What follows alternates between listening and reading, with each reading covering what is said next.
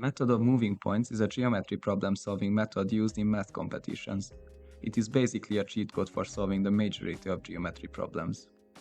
The first version of this method was introduced in 2019. This was useful for solving easier problems, and it became fairly known internationally, and that's how I first came across it. I learned the method in 10th grade and I instantly fell in love with it. I started to play around with different ideas, and soon I discovered that the method can be extended. As I continued researching and developing it, the method could solve more and more problems. By the time I reached 12th grade, it had become so powerful that I could solve every geometry problem I encountered in every contest.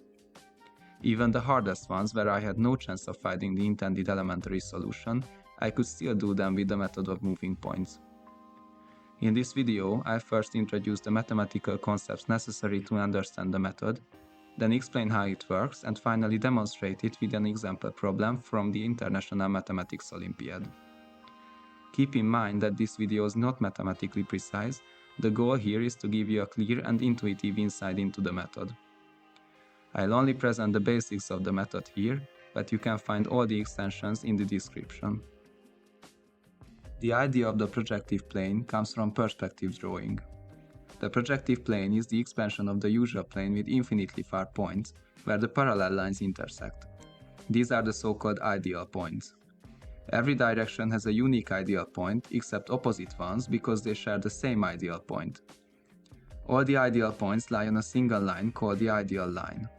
Intuitively, this corresponds to the horizon line. So on the projective plane, every two lines have exactly one intersection point, and on every 2 points there lies exactly one line. This makes the projective plane a much more well-behaving object than the simple Euclidean plane. Instead of normal Euclidean coordinates, we assign so-called homogeneous coordinates to every point of the projective plane. A homogeneous coordinate consists of three numbers x, y, z, and it denotes the Euclidean point x over z, y over z. If lambda is an arbitrary number, then lambda x, lambda y, lambda z point to lambda x over lambda z, lambda y over lambda z. We can cancel out the lambda factor to get that x, y, z and lambda x, lambda y, lambda z denote the same point. So we can write a point in homogeneous coordinates in infinitely many different ways. This counterbalances that we use 3 coordinates instead of just 2. But what about dividing by 0? When z equals 0, xy0 denotes the ideal point of the direction of the vector xy. So ideal points are the points with z equals 0. This may seem like it is overcomplication, but later we'll see why this is the most natural and symmetric way to handle ideal points. Somehow everything works perfectly when written in homogeneous coordinates. The equation of the line in Euclidean coordinates is ax plus by plus c equals 0. In homogeneous coordinates, the point xyz corresponds to the Euclidean point x over z, y over z. So we have to substitute this into the equation to see whether the point lies on the line or not. By multiplying both sides with z, we make it more symmetric. So the equation of the line in homogeneous coordinates is ax plus by plus cz equals 0. This means that an xyz point is on the line if and only if it satisfies this equation. So the triplet ABC determines a line. We can multiply both sides of the equation with lambda to get an equivalent of it, so ABC and lambda A, lambda B, lambda C denote the same line. This way we can assign homogeneous coordinates to lines also. For example, the ideal line consists of ideal points, in other words points with z equals 0. So the equation of the ideal line is 0x plus 0y plus 1z equals 0. So it has homogeneous coordinates 0, 0, 1. Since lines can also be denoted with homogeneous coordinates, they behave very similarly as points. One example is that swapping the role of points and lines in a theorem usually gives us another true theorem. This is called the duality of points and lines. And now we are ready to dive into the moving points. Polynomial moving point is a time-dependent point whose motion is described by 3 polynomials with time as the variable. We put the polynomials p, q, and r in the homogeneous coordinates attaining a time-dependent point on the projective plane. We say that the degree of a polynomial moving point is the maximum degree of the 3 polynomials. For example, here you can see 3 at most degree 2 polynomials, which determine a degree 2 moving point. It is moving on an ellipse. That's because the degree 2 moving point always moves on a conic. Okay, but what about moving lines? A line can also be defined by homogeneous coordinates, so we can define a moving line the exact same way as we define moving points. We put 3 polynomials in the homogeneous coordinates, getting a time-dependent line. The degree of the line is again the maximum degree of the 3 polynomials. For example, here are 3 at most degree 2 polynomials, which determine a degree 2 polynomial moving line. Every polynomial line touches an algebraic curve, but the exact formula for the degree of the curve is not known, yet. We've defined the degree of moving points and lines, so a natural question arises. If there are 2 moving points with degree A and B, what is the degree of the line always going through them? There's a simple formula for this, and if you're interested, you can read the proof of it in the description. The formula is A plus B minus the number of times when A and B coincide. Let's see a concrete example. A degree 2 and a degree 1 point is moving, and they coincide exactly one time. Then the degree of the line through them is 2 plus 1 minus 1 for the coincidence, and that is 2. Let's consider the dual of this question. If there are 2 lines, then what is the degree of their intersection point? Since there's a duality in terms of degrees also, the formula will be exactly the same as previously. If you want to prove this, you just have to take the proof for the formula of the line through 2 points, then swap the role of points and lines in the proof, and you get the proof for this intersection formula. Take a look at an example.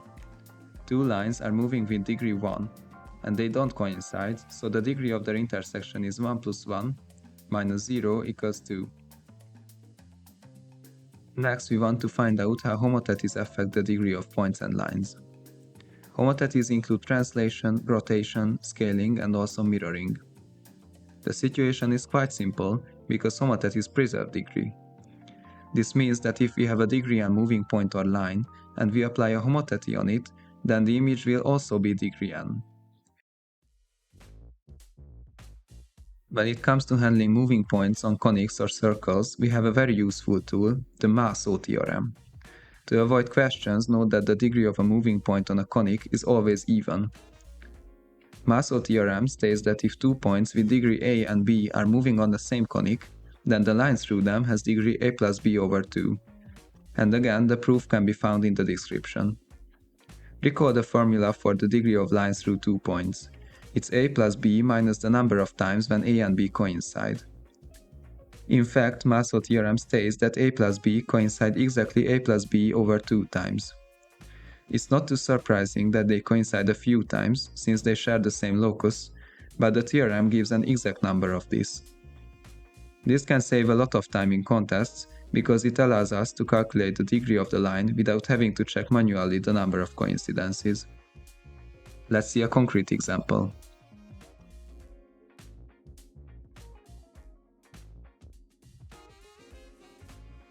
There's an inverse of the Mászó-theorem too.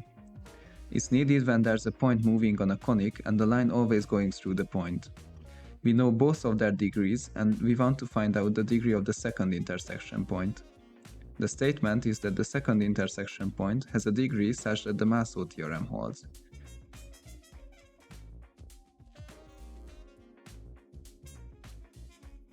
And here comes the most beautiful part. Most of the statements occurring in geometry problems can be expressed using only addition and multiplication of the homogeneous coordinates of the points and lines involved. For example, take a point P equals P1, P2, P3, and the line L equals L1, L2, L3. The statement that P lies on L can be written as L1 times P1 plus L2 times P2 plus L3 times P3 equals 0, because that's the equation of the line. We only used addition and multiplication on the homogeneous coordinates of P and L. But what if P and L are moving polynomially? Then their coordinates are polynomials of time, so the whole expression is a polynomial of time. Let's say P has degree A and L has degree B. Now we can evaluate the degree of S from A and B. Every monomial is just the product of 2 polynomials of degree A and degree B, so we get degree A plus B polynomials. Adding these, we still get a degree A plus B polynomial. This degree is called the degree of statement. so the statement P lies on L has degree A plus B. The statement is equivalent to the polynomial S being 0. Let's consider this from two different viewpoints. The statement is true at the time t if and only if St is 0. In a geometry problem, the task is to prove that such a statement is always true. In the language of algebra, this can be said as St is the constant zero polynomial. Fortunately, there's an easy way of proving this. Suppose S has degree n. A degree n polynomial has at most n roots, so if we find n plus 1 roots to the polynomial, it is necessarily the constant zero polynomial. Converting this back to the language of geometry, if we find n plus 1 cases where the statement is true, it is necessarily always true. This is the essence of the method. We finally know everything necessary to solve problems, so let's make a summary on how to use the method in contests. A typical geometry problem has some initial points, lines, and circles from which every other object is constructed. The task is to prove a certain statement about some of the constructed objects. First, we fix some of the initial objects in the problem, then pick an initial moving point and start moving it with a certain degree. The rest of the points and lines depend on this initial point, so they move along with it. Secondly, we systematically calculate the degrees of all moving points and lines by using the theorems shown previously. Thirdly, we calculate the degree of the statement from the degree of points and lines involved in it. And finally, we show degree of statement plus one special case where the statement is true, and we are done. I demonstrate the method on an example problem, namely the IMO 2010 problem 2. Given a triangle ABC with I as its incenter and gamma as its circumcircle, AI intersects gamma again at D. Let E be a point on gamma. The mirror image of line AE with respect to AI intersects the segment BC at point F. Let G be the midpoint of IF. K is the second intersection point of IE and gamma. Prove that G lies on line KD.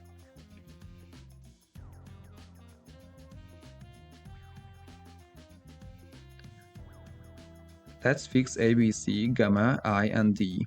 There exists a degree 2 polynomial moving point with locus gamma. Let that point be E. So E moves on gamma with degree 2. The rest of the points and lines are dependent of E, so they move along with E. Let's calculate their degrees. First of all, every fixed object has degree 0.